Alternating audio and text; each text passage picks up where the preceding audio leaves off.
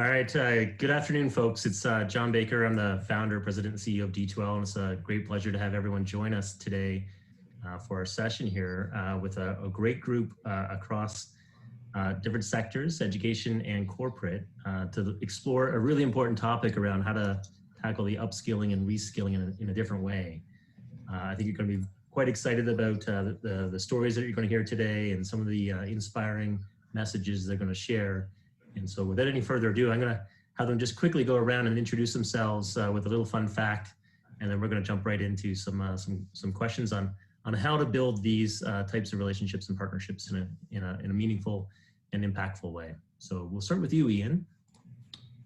My name is Ian Rourke. I serve as the Vice President of Workforce Development and Strategic Partnerships for Pima Community College in metropolitan Tucson and Southern Arizona.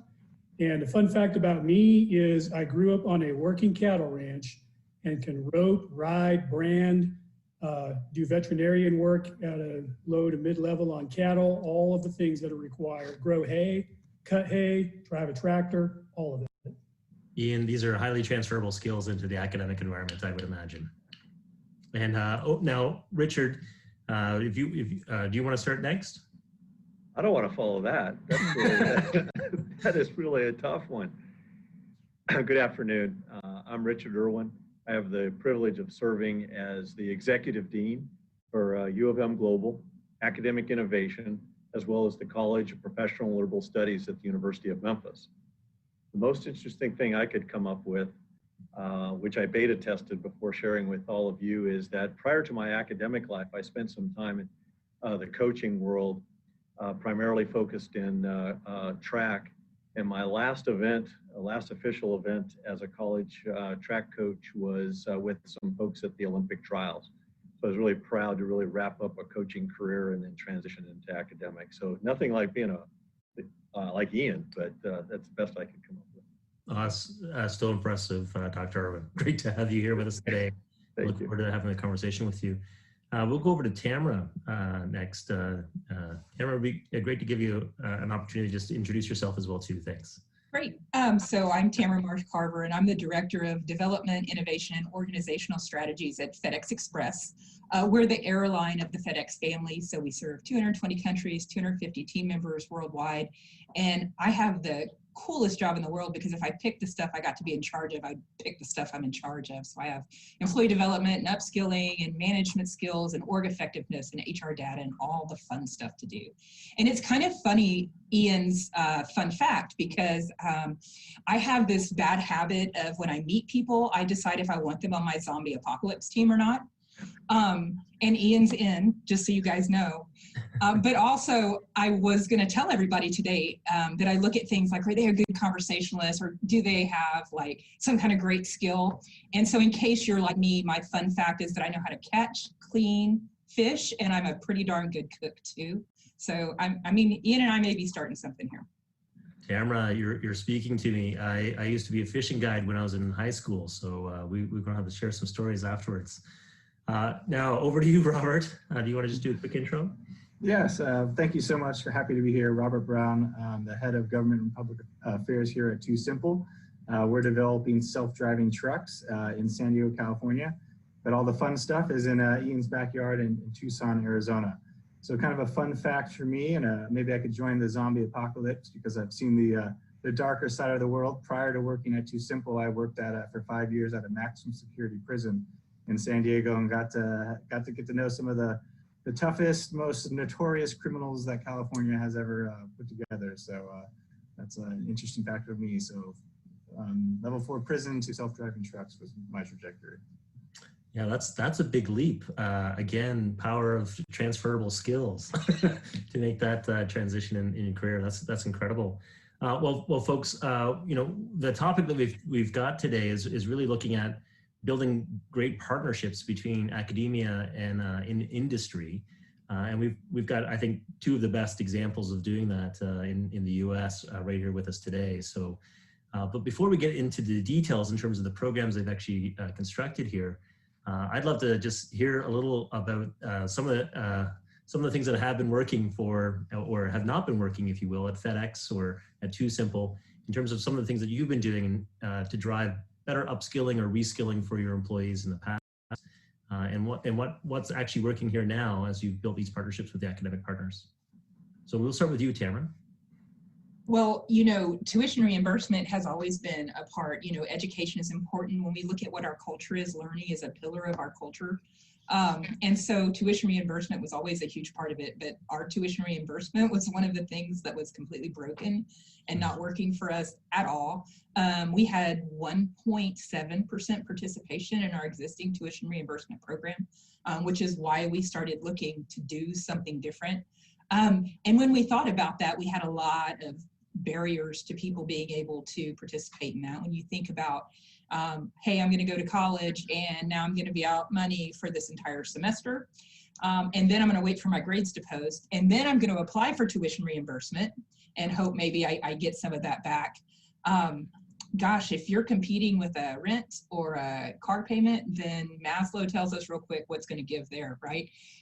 But also we saw with a lot of our employees that, and this is some of the problems that Dr. Irwin helped us solve, is that just getting admitted to a college is difficult, especially for adult learners to approach the ACT and the SAT when those aren't things they've been doing. Those can be barriers in and of themselves. And then having that academic ability to approach college. And then also, I think one of the biggest things that we forget about that becomes a barrier for us working through our benefits programs and some of that is the time that our learners have. You know, you got to meet people where they are. And, you know, we were really excited about an online environment before COVID, and now we look even smarter.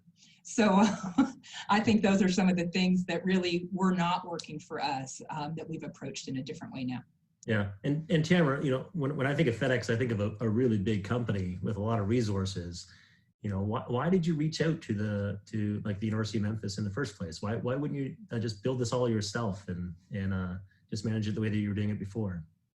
Well, we didn't reach out to the University of Memphis at first.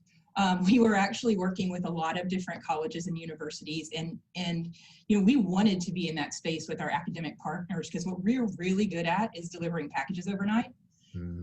We do lots of leadership training, and we can teach you how to deliver a package overnight, but we'd like to partner with colleges and universities to do some of the rest of it. But I'm going to tell you, John, that we were getting used to being told no a lot. So we don't do it that way, and it doesn't quite work that way. And we got pointed to the University of Memphis after we were very close to a solution with other schools, and after we had been working on a solution for more than 2 years. And when we went to the University of Memphis, I really think that we went in to see Dr. Irwin and his team thinking that what they were going to say was more no's and more we don't do it that way and good try FedEx. But it was kind of crazy because they kept saying this weird word, yes, and we can do that. And before we knew it, I mean, we were already driving a solution to market within months of meeting Dr. Irwin and his team. We were talking about deferred direct bill. We were talking about the ability to have the Life Prep Academy to help our students kind of get that college admission and get that college readiness to be able to be successful in a college environment. And then it was a completely online environment. You think about FedEx. One of the things that's amazing about us is that we work at night, right? So the way that we get you a package the next day is that we work all night when you're sleeping. And for students who are working all night long, you know, there's a reason they're doing that. They may have childcare that they're switching off on with a spouse or partner or an adult parent at home, or they're sharing a car. So we really needed a solution that was approachable for them. And the University of Memphis was able to help us do all of that. Well, and Dr. Irwin, we're going to get to you in a second. Thank you very much, Tamara. That was great to understand some of the challenges that you had previous to that connection point, and also all the care that you put into making sure that your people have the best possible experiences. So, Robert, over to you. I'd love to hear some of the opportunities, challenges, things that you've achieved in terms of building out this type of a partnership. Yeah, well, it kind of started with the company, and I'd even say the industry itself, because we are autonomous vehicles are, you know, I've been around kind of for a little while, but like from an actual like product and industrialization perspective, and taking it kind of from the research lab to something at relative scale, no one's ever done it before. You know, it's a brand new technology. We pull from aerospace, we pull from automotive, even, you know, we pull from, you know, NASA, like, you know, even from a regulatory perspective, from a standards perspective, and also most importantly, from a job skills perspective. You know, it's what are the skills that you need to make an autonomous vehicle? There isn't, you know, it hasn't been created. And Pima and Ian and his team were such and are still such rock stars, because I literally just like threw something at him, you know, and you know, the one we were focusing on obviously is, you know, our test drivers and truck drivers will need to be a part of quote unquote driverless vehicles for the foreseeable future. So we need a program that provides the baseline and skills for that. You can't just throw anyone behind a, you know, an autonomous vehicle and say, you know, go for it. And, you know, and Ian and his team, you know, they put together a robust program and a certificate program, you know, that's now rocking and rolling.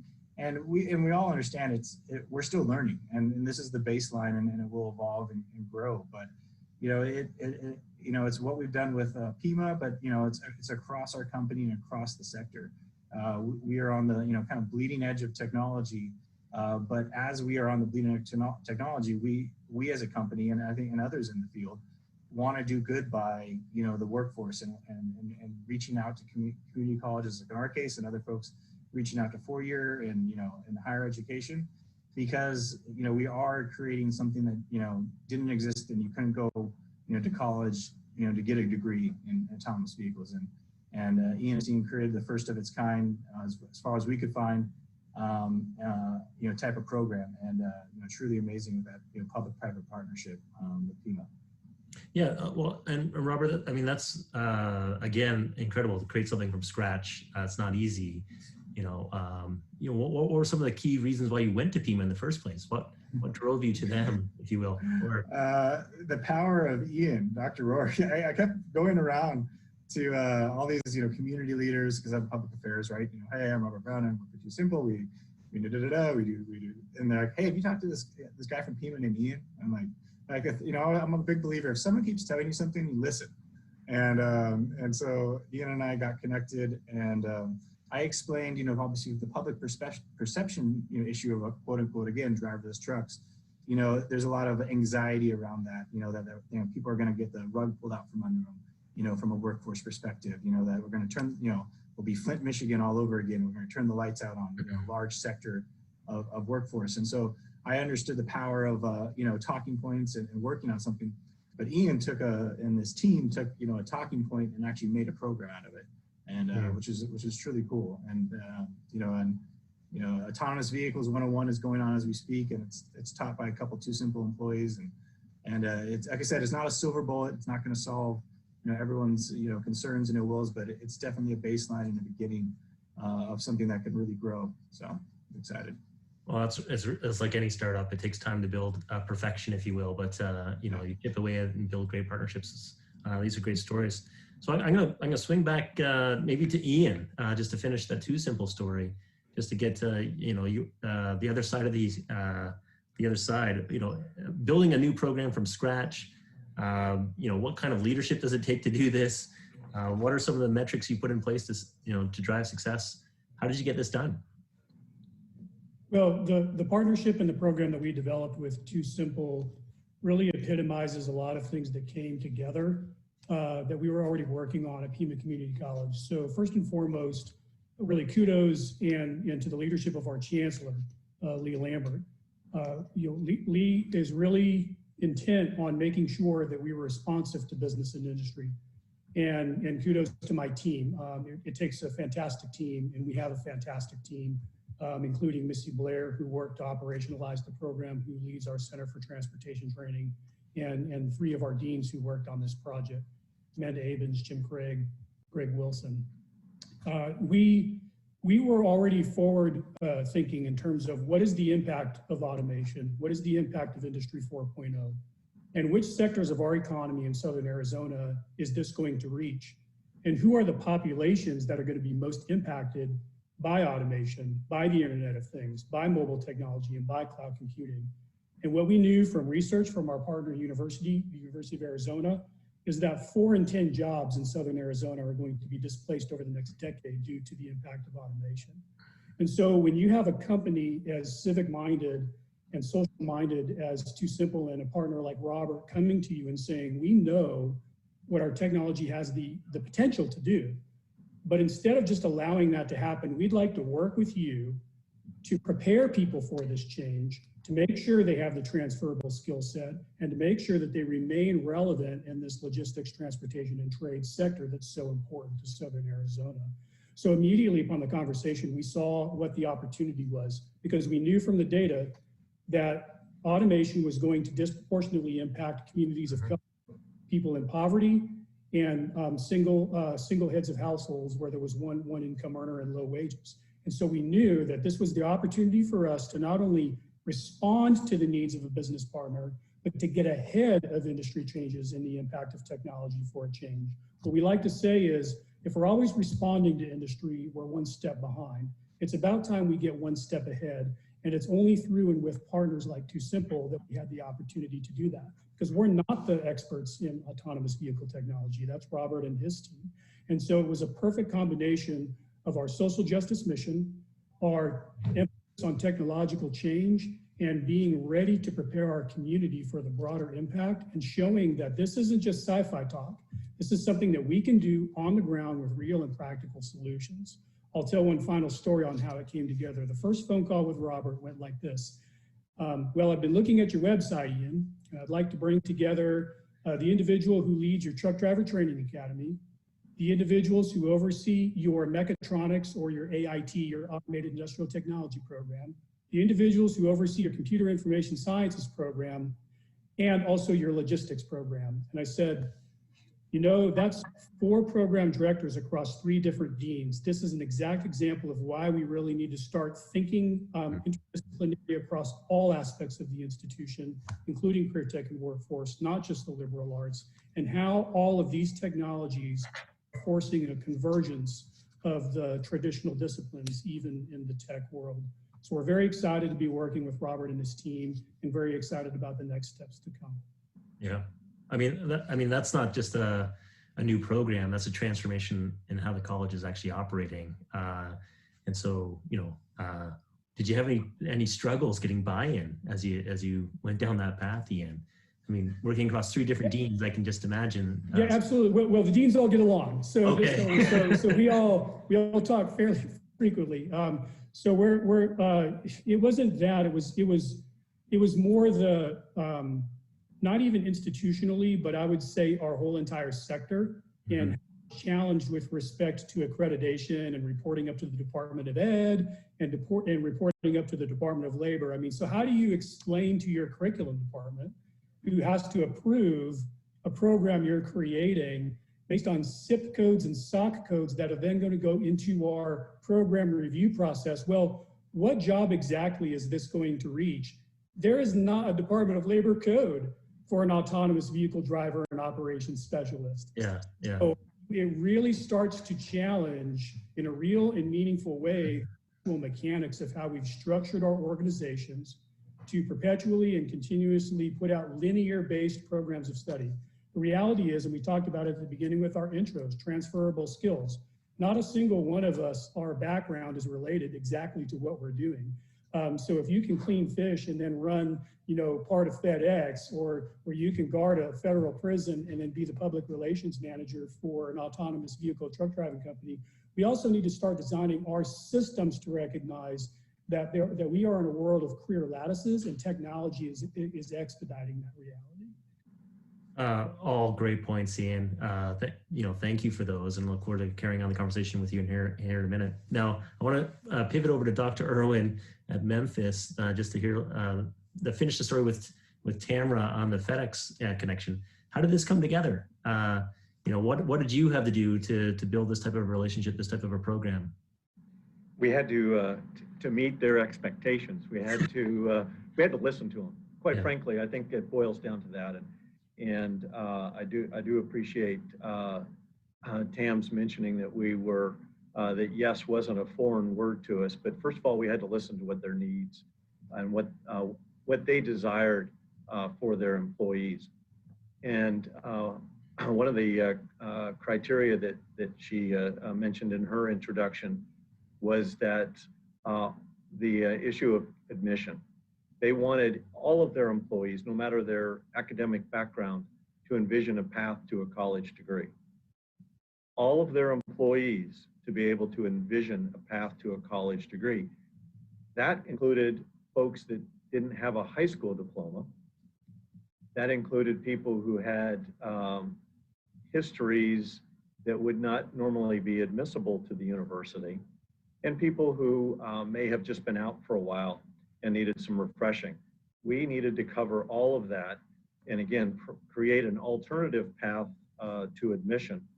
It really has turned out to be the crown jewel of the program in so many ways, and it is referred to as the Prep Academy. And it's comprised, much like what Ian said, it's comprised of 4 existing courses, 3 of which come from different colleges across campus. And so it required us to program developers, faculty, others that were involved in constructing this pre-admit onboarding process that had the right amount of rigor as well as relevance to the student population that could ensure that they would not only earn admission to the institution, but then be successful thereafter, which was key. One piece that needed to be added to that was for those that lacked the high school diploma, required us, the one piece where we needed to work with an external party was there were groups in each one of the hub cities that are already doing that adult education, might be the GRE, I'm sorry, yeah, and the GED, sorry, GRE comes later. That's good. or the high set. In the various states that we ended up launching, we outsourced that work and collaborated with them. But for those who were finished with, or once they finished their high school degree, they could get into the Prep Academy. We took these 4 courses and essentially in a crowded conference room, I sat all the designers and developers down and said, let's break all of this apart so that it's driven by objectives and outcomes, and it makes sense to the student and provides them this ramp. And actually, that's how we came up with the word life. As I said, everybody's going to be coming from all of these different educational backgrounds, and it kind of reminds me of the game of life. And I paused and I said, oh my gosh, FE, FedEx, L, learning. Somebody come up with an I. What's the I here? And we'll have an acronym. And so things just flowed like that. And it was wonderful to be working with a collaborative group like that had one mission in mind, and that was to support this request that was impactful to our community to provide this pathway to college readiness and a college degree that this program gave us the nudge to build that ramp, which now, 2 years later, is being explored as an alternative across campus. Yeah. It wasn't always met with such great satisfaction to begin, because we were building it, but now, as we've seen the success of it, and I can share those in a minute, but it really has become one of the key takeaways, a collaborative effort, and it met, and you asked, it met one of their key criteria, and we couldn't have been more enthusiastic about embracing it because of the impact that it had on all parties. You know, I have another job. I'm beyond just building D2L, which is a focus on transforming the way the world learns. I also sit on this National Strategy Council that's trying to map out the reopening of a country as we've gotten impacted by this pandemic. And there's been one consistent message that's come up across every sector, every CEO, every group that we've talked to is this challenge, this upskilling challenge. It's not just reskilling the workforce, we also have to upskill them. Because with millions of folks that have been impacted, we're even seeing numbers as high as 2.4 billion people around the world that have been impacted by these changes, and the need to be on the front lines of this, pivoting, helping to get through this massive disruption that's occurred. I guess my question is, how does it feel on the front lines? When you're down and doing this day in and day out, trying to help companies get through these big changes, Richard. Incredibly rewarding. I think this is the kind of work that inspires you to get up in the morning. You hear these stories from students in particular, which is what drove us all, I'm sure, to the field. About they never thought they could start or now finish a degree program for one reason or another. They're the first one in their family. You know, there's just so many rich stories when the light bulb goes on, and so that just is really the key takeaway, is you get an opportunity to change the trajectory of an individual that ends up changing the trajectory of a family and ultimately changes the trajectory of a generation. See, I love that. You know, it's not the numbers, it's not the sheer volume of folks going through the program. It's the human element that each of you have talked about here today already. That's where the real heart is. That's where the real impact is. And that's where all of the energy is going in terms of the program design. That's such a pleasant and refreshing thing to hear as you describe it. Tam, I want to go back to you just for a second in terms of, you know, any surprises, any learnings that you had as you launched into this. I know I was surprised by a couple things I heard from you earlier.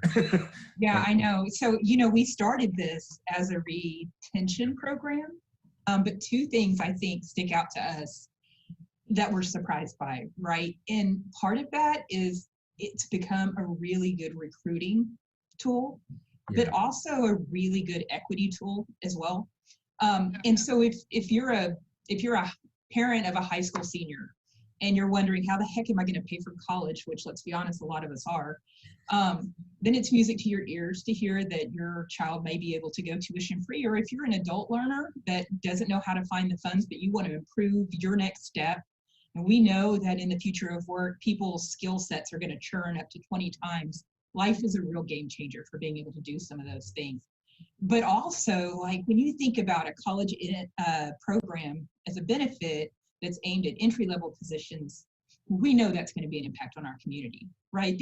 A lot of people who are in an entry-level position at a hub maybe don't have a family member who was first-generation college person, don't have parents who maybe can afford to pay for college. And I think I heard Ian say this pre-COVID when we prepped this panel, right? That I'm going to steal this quote from him because I love it. So we all know that opportunity is talent is equally distributed, but opportunity is not. And so we expected those positive impacts. But when you do look at the numbers about the people, 72% of the people that are in the LIFE program are minority students.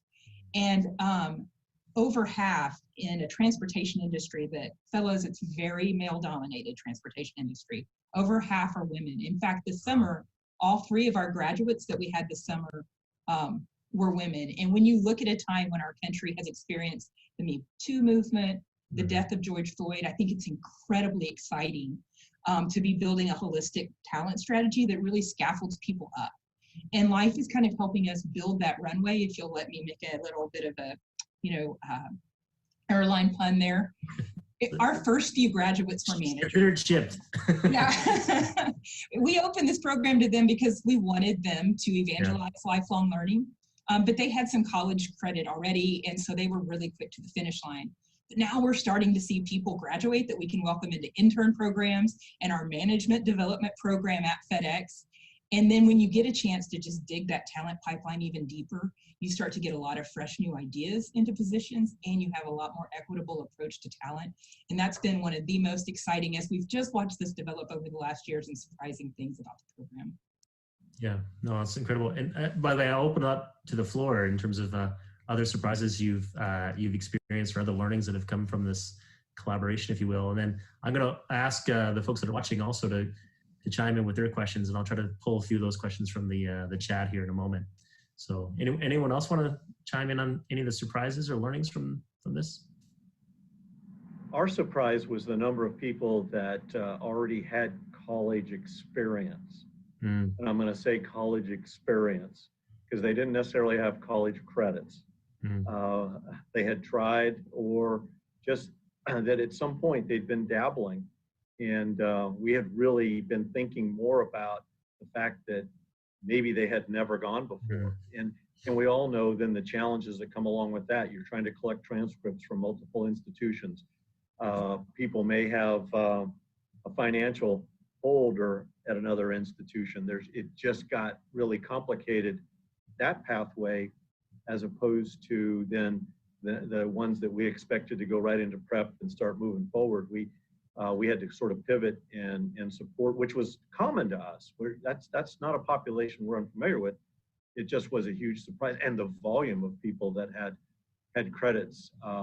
In many cases, it was a welcome surprise, but there were challenges that came with some of those as well. I think Robert can chime in more on how far and wide news of this program has gone. But I have two surprises. We economic development, so business and attraction and expansion in Tucson and Southern Arizona is also a part of our team's responsibilities. And so we regularly meet with our regional or state level economic development organization. And because of how far and wide, and I know Robert will talk about that, news of this program has gone, we've actually had companies, technology companies that are not in the autonomous vehicle sector, come to our local EDO, Economic Development Organization, and want to look at Tucson, Arizona as a possible place of relocation because they knew that there was going to be a community college that was there that was willing to take risks with respect to the customized program that they might need for their niche technology. That was a really big surprise. The second was how far and wide the students are coming to us. So we celebrate through the National Coalition of Certification Centers, or NC3, CTE Signing Day.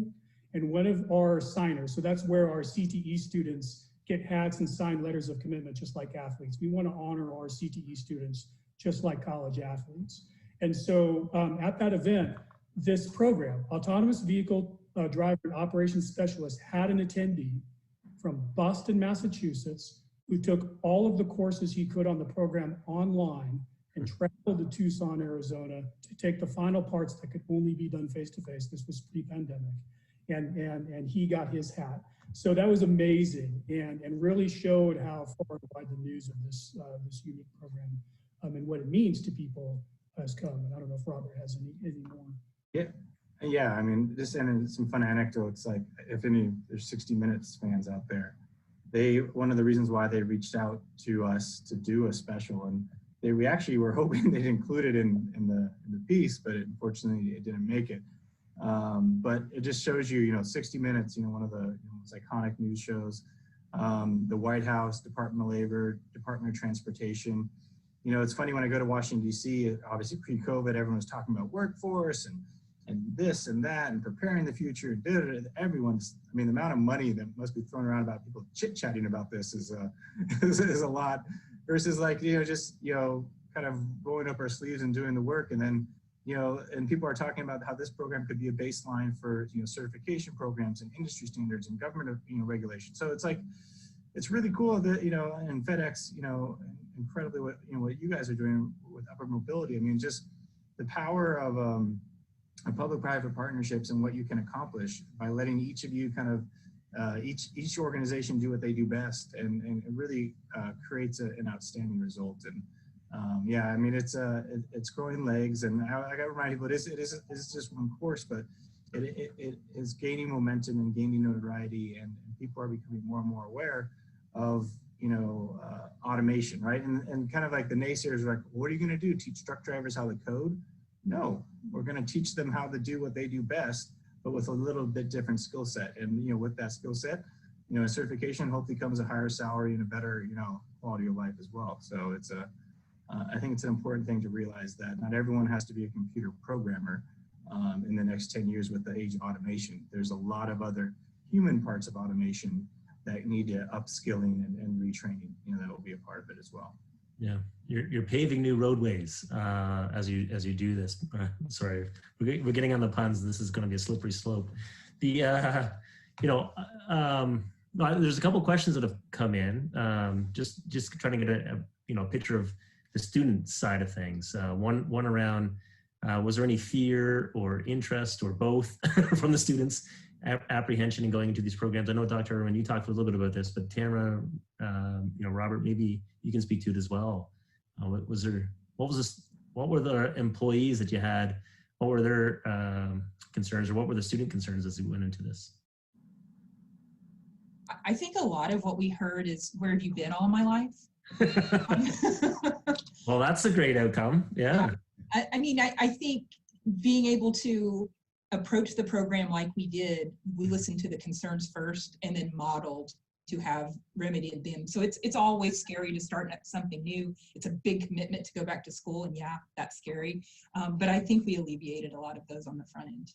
Yeah. Well, I think that that was one thing that was on their punch list, was a support system, and the support process was not foreign to us.